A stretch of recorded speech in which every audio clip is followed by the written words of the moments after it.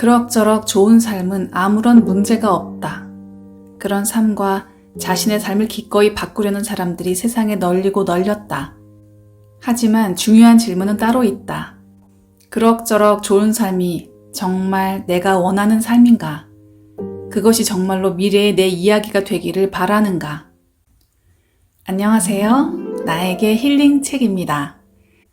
오늘 소개해드릴 책은 루이스 하우즈 작가의 그레이트 마인드셋입니다. 이 책을 읽고 이런 생각이 들었습니다. 우리의 삶은 한 번밖에 없습니다.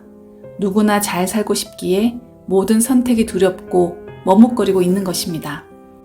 하지만 그렇기에 한 발을 떼야 합니다. 머뭇거리기에는 우리 삶이 너무나 빨리 지나가기 때문입니다. 잘 살기 위한 것은 아무것도 하지 않고 완벽하게 있는 것이 아니라 그럼에도 불구하고 발을 디디고 나아가는 것입니다. 지금의 삶을 온전히 즐겨야 합니다. 중요한 건 마인드셋. 이러지도 저러지도 못하는 상태에 갇혀 있거나 완전히 무너져 내렸거나 그저 하루하루 연명할 뿐인 사람도, 남들 눈에는 좋은 삶을 살고 있지만 마음 깊이 충족감을 느끼지 못하는 사람도, 혹은 돌파구를 찾아 다음 단계로 치고 올라가서 남들보다 우위를 차지하고 싶은 사람도 전부 여기에 잘 왔다.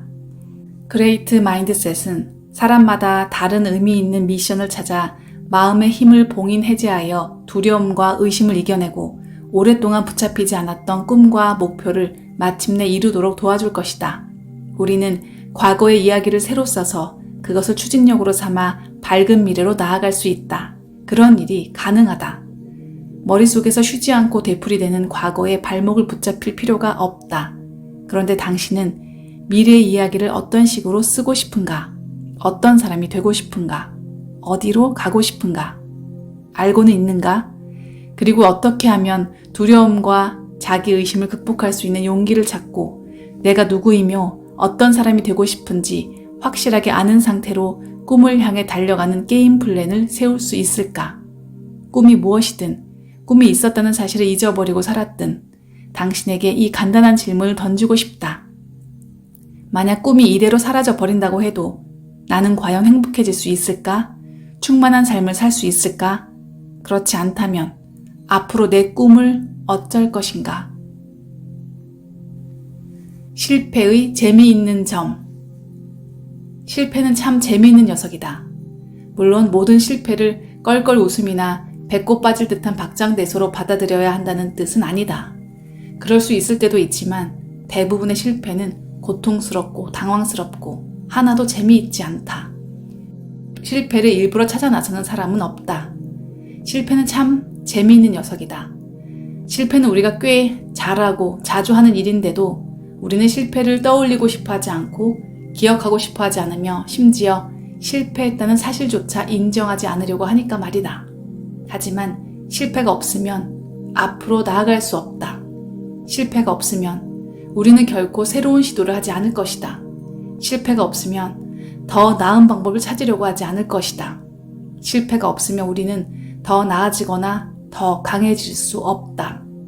실패를 숨기거나 못 본 채 하거나 낭비하면 안 된다. 실패는 우리 삶의 필수적인 부분이다. 미국 작가 로버트 그린은 실패는 우리 삶의 필수적인 어떤 방법으로 실패를 피할지 선택하느냐에 따라서 불안이 두 가지로 작동할 수 있다고 설명한다. 첫째, 우리는 시도 자체를 하지 않음으로써 불안에 계속 발목을 붙잡히고 실패의 고통을 피하는 쪽을 선택할 수 있다.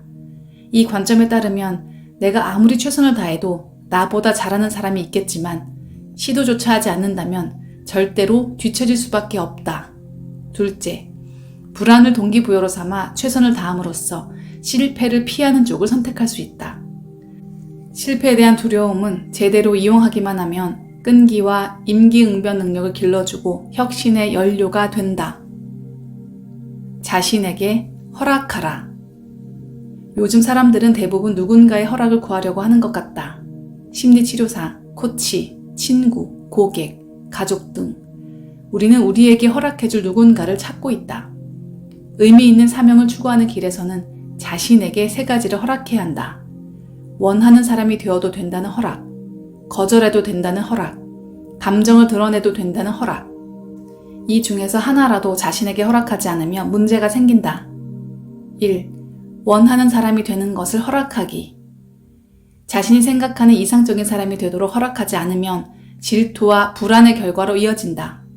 가브리엘 번스타인의 말이 잘 표현해준다.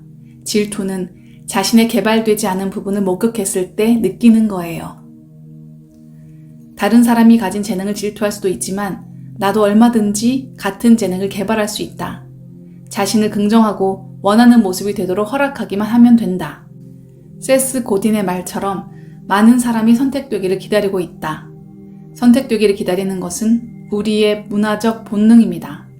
출판사나 토크쇼 진행자, 블로거에 당신을 선택하겠습니다 라는 말에서 허락과 권한, 안전을 찾으려고 하는 거죠.